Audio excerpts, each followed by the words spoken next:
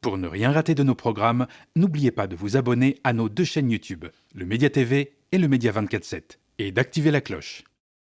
C'est une décision qui ressemble fort à un camouflet. Le Conseil constitutionnel a tranché. Pas question d'allonger la durée de maintien en centre de rétention administrative des étrangers présumés dangereux. C'était pourtant une mesure phare de la loi portée par Bruno Retailleau. S'assurer qu'un étranger, en instance d'expulsion, condamné pour certains faits graves, puisse rester en CRA non pas 90 jours comme c'est le cas actuellement, mais jusqu'à 210 jours. Attention, cette loi est discriminatoire. Attention, cette loi est inutile puisqu'elle est inefficace. Cette loi, elle nous a beaucoup alertés en tant que professionnels du droit. La menace à l'ordre public, elle n'est pas définie juridiquement aujourd'hui.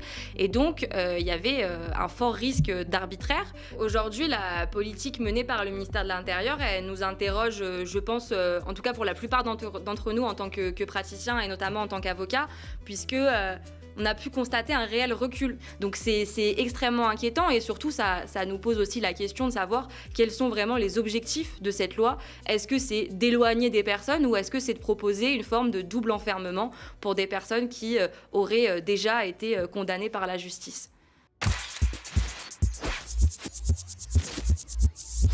Je m'appelle Victoire Stéphan, je suis avocate au barreau de Paris en droit pénal et en droit des étrangers. Alors la loi qui prévoyait l'allongement de la durée d'enfermement des personnes en centre de rétention administrative, elle prévoyait d'allonger donc à 210 jours la durée d'enfermement des personnes étrangères, donc c'est-à-dire des personnes auxquelles l'État français ne reconnaît pas le droit de séjourner légalement sur le territoire, pour donc certaines catégories d'étrangers. Ces catégories, elles étaient, on va dire, on peut les classer en trois sous-divisions.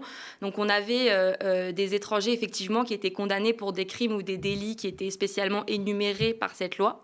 Les étrangers également qui faisaient l'objet d'une interdiction de territoire français et également les étrangers qui étaient considérés comme présentant une menace d'une gravité particulière à l'ordre public. Il y avait une référence donc à cette notion d'ordre public. La menace à l'ordre public, elle n'est pas définie juridiquement aujourd'hui et donc il y avait un fort risque d'arbitraire. Cette loi, elle nous a beaucoup alertés en tant que professionnels du droit. Ça nous a énormément alarmés à plusieurs égards et effectivement l'appréciation de la notion de dangerosité qui est en référence à la notion de menace à l'ordre public, elle est inquiétante. Elle est inquiétante parce que la notion de menace à l'ordre public, aujourd'hui, elle n'est pas définie juridiquement.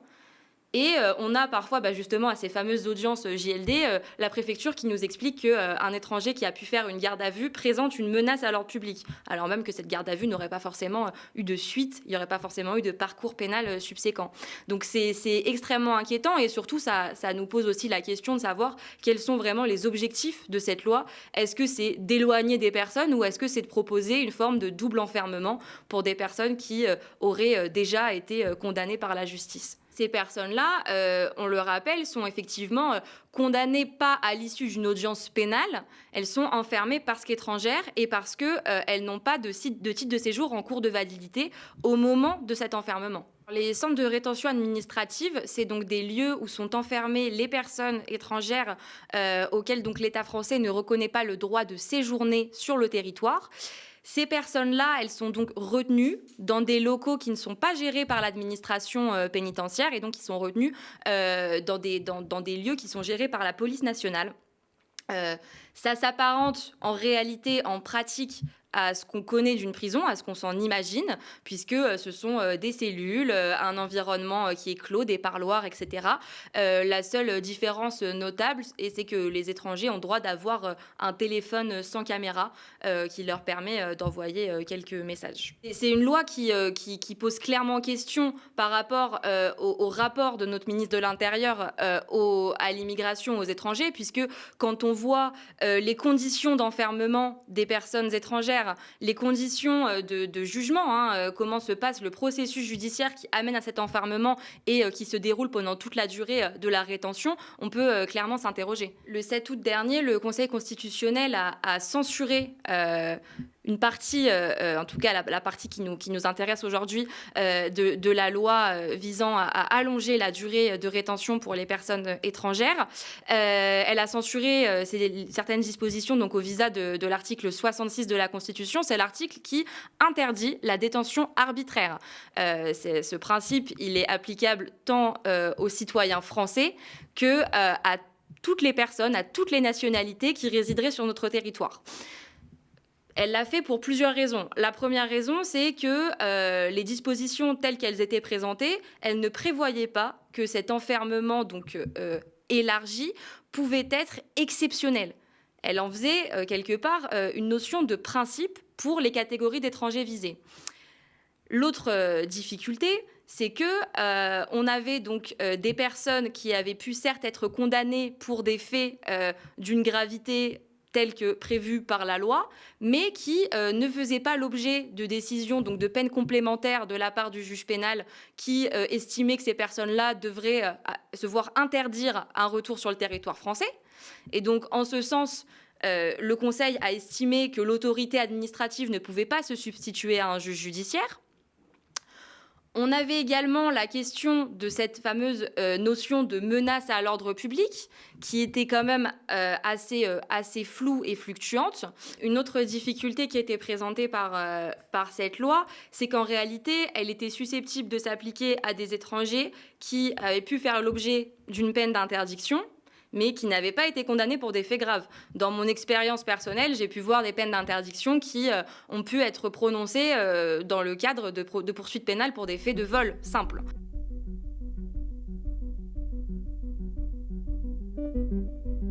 Je ne me résoudrai jamais à ce que des innocents soient assassinés, demain, par des étrangers dangereux en situation irrégulière, qui n'auraient pas été expulsés à temps parce que la loi empêchait leur maintien en rétention administrative.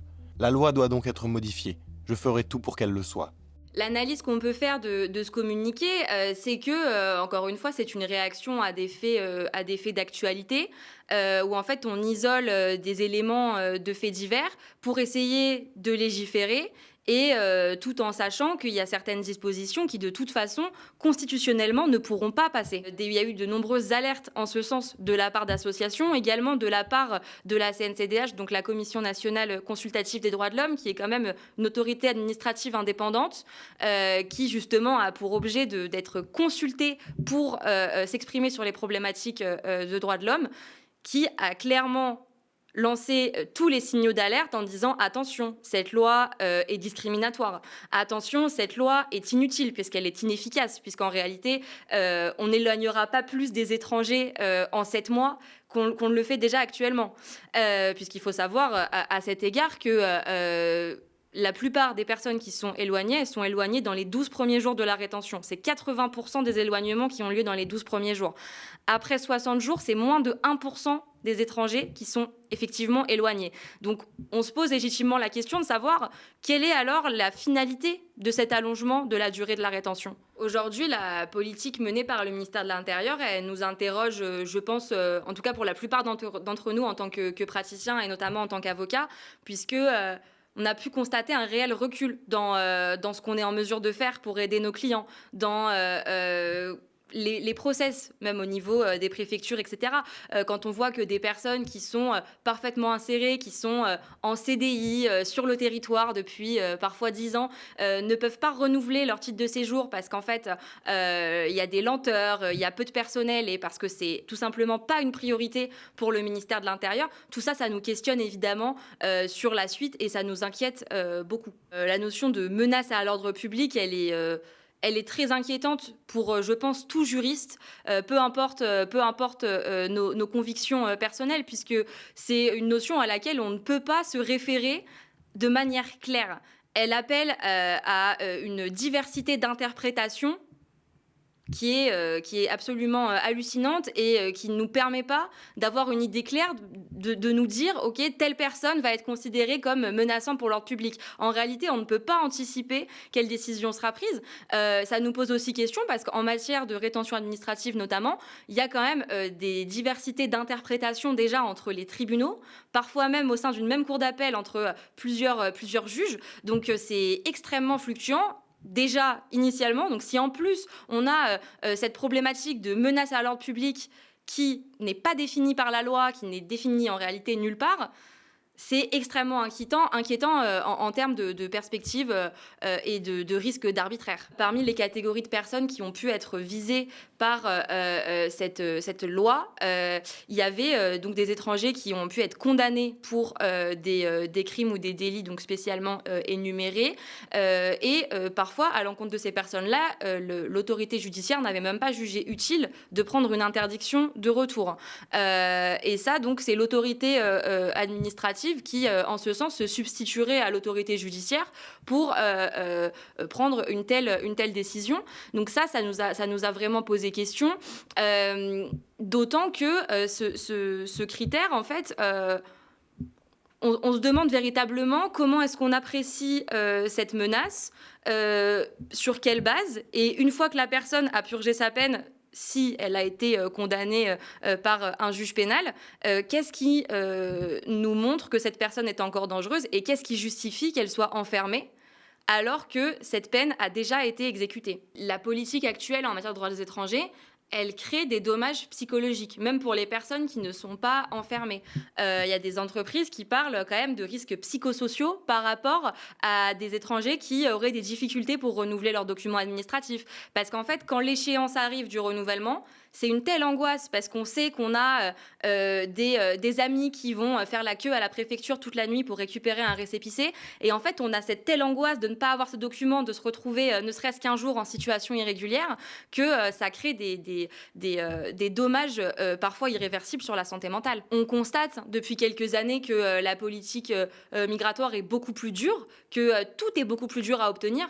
Des personnes qui sont parfaitement insérées, qui génèrent des revenus, qui ont une famille, qui souhaitent par exemple accéder à la nationalité. Aujourd'hui, c'est un parcours du combattant. Des personnes qui ont le droit à un titre de séjour, pareil, c'est un parcours extrêmement compliqué qui est semé d'embûches. Et donc, c'est vrai qu'on se pose énormément de questions sur l'avenir. On se pose beaucoup de questions de savoir aussi quel va être notre levier d'action à nous en tant que praticiens. Je dirais le point qui nous donne un petit peu d'espoir aujourd'hui, c'est que quand les préfectures sont amenées à prendre des décisions que nous estimons contraires au droit, il y a quand même beaucoup de tribunaux administratifs qui décident de censurer ces décisions. Malheureusement, ça intervient souvent de longs mois, voire années après, mais le droit finit dans certains cas par être reconnu. Les centres de rétention administrative, déjà, il faut savoir que donc ils existent depuis 1981. Initialement, la durée d'enfermement, elle était de 7 jours. Et en 2018, on est passé déjà à 90 jours. Donc, c'est quand même assez révélateur sur cet allongement progressif de l'enfermement auquel on a pu assister au cours des dernières décennies.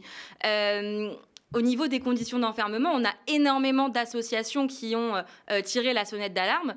Et de manière très intéressante, on a des journalistes de Arte Radio qui ont pu enregistrer à l'intérieur d'un centre de rétention administrative auprès de personnel associatif qui ont clairement montré la réalité de l'enfermement et notamment les problèmes psychologiques et psychiatriques qui naissent des conditions d'enfermement.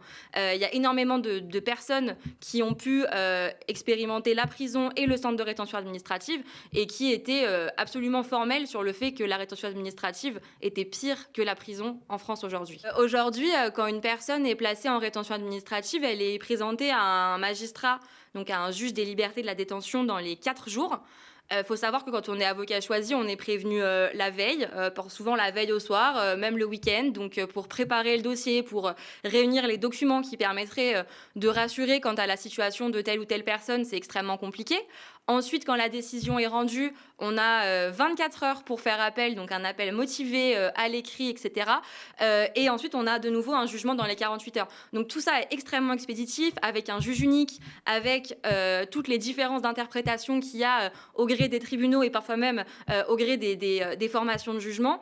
C'est aussi des considérations, je pense, qu'il faut avoir à l'esprit.